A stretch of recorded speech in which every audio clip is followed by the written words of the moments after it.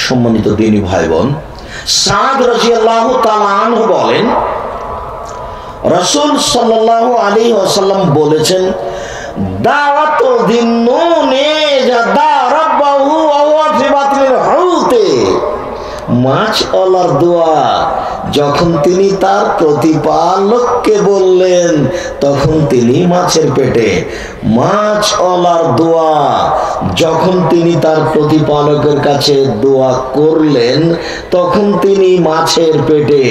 মাছওয়ালার দোয়া যখন তিনি তার প্রতিপালকের কাছে প্রার্থনা করলেন তখন তিনি মাছের পেটে। তিনি বলছেন, লা ইলাহা ইল্লা আনতা সুবহানাকা ইন্নী কুনতু মিনাজ জালিমিন।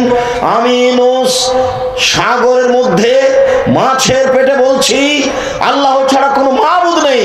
আমি তোমার পবিত্রতা বর্ণনা করি, আমি অপরাধীদের একজন। লা ইলাহা ইল্লা আনতা, তুমি ছাড়া কোনো মাবুদ নেই। আমি তোমার পবিত্রতা বর্ণনা করি, আমি অপরাধীদের একজন।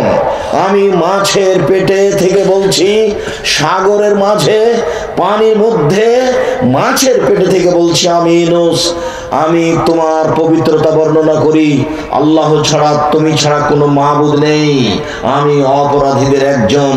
আল্লাহ তাআলা বলছেন, ইউনূস তুমি যদি এই দোয়া না করতে তাহলে আমি তোমাকে রেখে দিতাম কিয়ামত পর্যন্ত, ইলা ইয়াউমি ইউবাসুন, বিচারের দিন পর্যন্ত আমি তোমাকে মাছের পেটে রেখে দিতাম।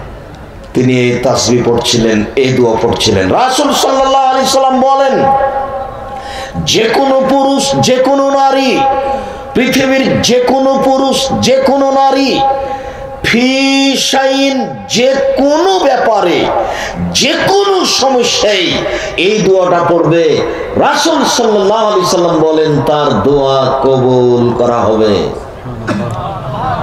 তার কথা মেনে নেওয়া হবে। বিপদে তো আপনি দোয়া ইউনূস পড়ছেন ১৬ লক্ষ বার, তাহলে কি আর হয়?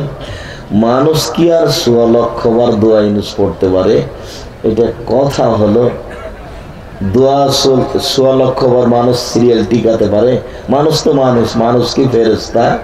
দোয়া ইউনূস ১৬ লক্ষ বার পড়িয়েন না, যে কোনো সময়ে আপনার ইচ্ছে মতো পড়েন। যে কোনো সময়ে আপনি দোয়া প্রার্থনা